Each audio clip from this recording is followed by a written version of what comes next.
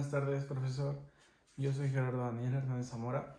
Si ve que volteo mucho abajo es porque hice mis notas de algunas definiciones de algunas cosas que voy a mencionar, de ciudades, de apellidos, nombres de los que aparecen en el libro, porque son un poquito complicados que se me olvidan, entonces solamente es por eso o simplemente para leer algo para que no se me vaya la idea y poderlo comentar.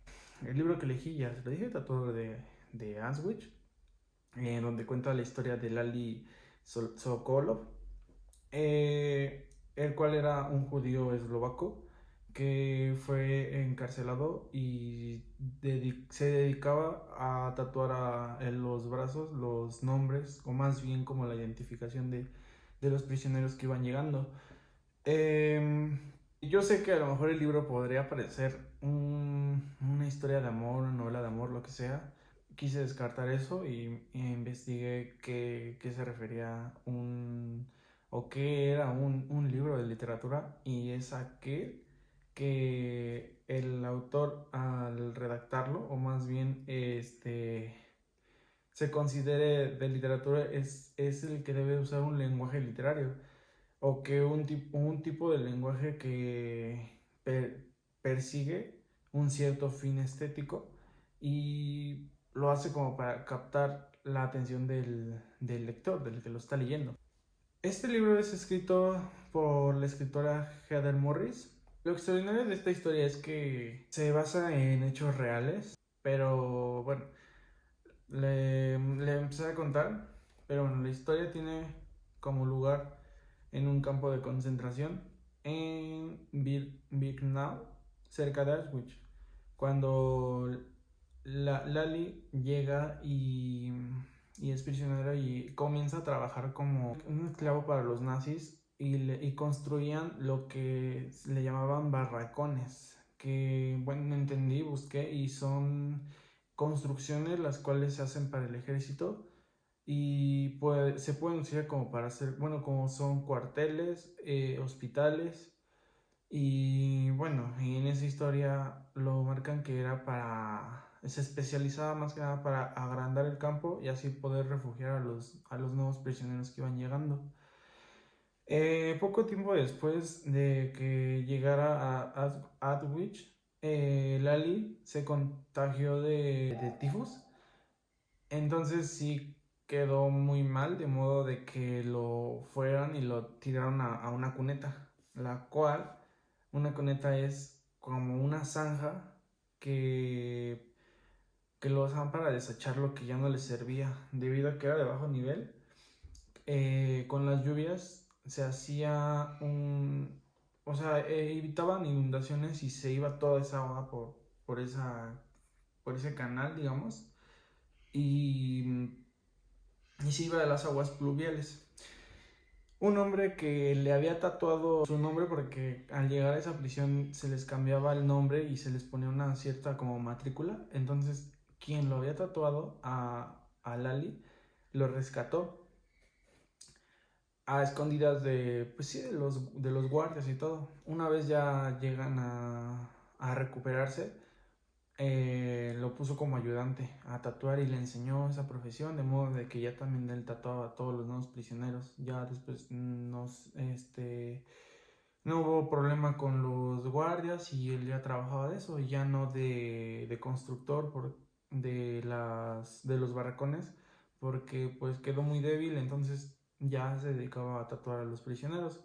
Años después, en 1942 específicamente, donde lo llevan los trasladan a Auschwitz, que era una cárcel de mujeres, y como le decía, ahí es donde conoce al amor de su vida, que se llamaba Gita. Gita sale de la cárcel, Lali al trasladarse también escapan, y es donde comienza su gran historia de amor. Y ya después pues forman una vida juntos porque se van para Polonia. Bueno, me parece interesante por la manera en cómo el autor redacta esta historia, y por todos los acontecimientos que suceden dentro de esa historia, ya que, como le decía, son sucesos reales. Bueno, y en respecto a las clases, se me hace interesante el hecho de que sí vimos varios temas y que en su caso no le llegué a tomar importancia antes, en cuestión de que no sabía lo importante que podría ser para nosotros, en los mexicanos, con nuestra economía, los gobiernos que hemos tenido y que han afectado a nuestra economía. Me parecían muy interesantes los artículos que mandaba por WhatsApp, los compañeros también era interesante algunas cosas que mandaban, ideología también, que podamos tener, bueno, más bien los dos tipos de ideologías. Otro de los temas también que me parecían interesantes es sobre el efecto multiplicador. O sea, son varios términos que, o sea, yo no entendía, pero simplemente es lo que siempre, quizá algunos hemos sabido, hemos tenido en cuenta en las relaciones que tiene el gobierno con nuestra economía también. O sea, sus clases la forma en que lo hacía, que era platicando y dándonos temas que iban saliendo, noticias que iban saliendo día a día, o sea, como que nos tenía al tanto. También hicimos una línea del tiempo de los sucesos que pasaban, o más bien que en donde se veía afectada la economía, no nada más de México, sino que de varias partes de, bueno, otros países también. También cuando se viene la Segunda Guerra Mundial, todo lo que afectó a México, abarcamos varios temas que a mí me sirvieron para entender qué era lo que actualmente estaba sucediendo en mi país y lo que podía afectar. A veces yo no sabía que los países dependíamos de, bueno, dependían de otros, o, o que dependían del nuestro, porque, por ejemplo, que el hecho de que Estados Unidos no, o sea, dependiera de los productos que aquí en México se daban para que ellos, bueno, los exportaran, los industrializaran, y esos mismos nos los volvían a mandar, pero ya procesados.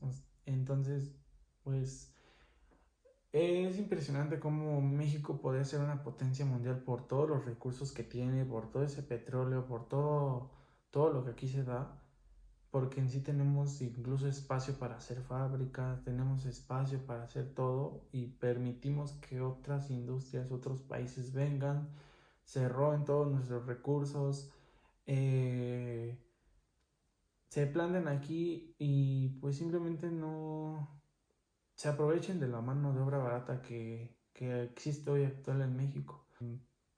Lo vemos con empresas como Audi, que vino y compró muchos terrenos, los cuales pues simplemente llegaron aquí a Puebla e incluso hasta se terminaron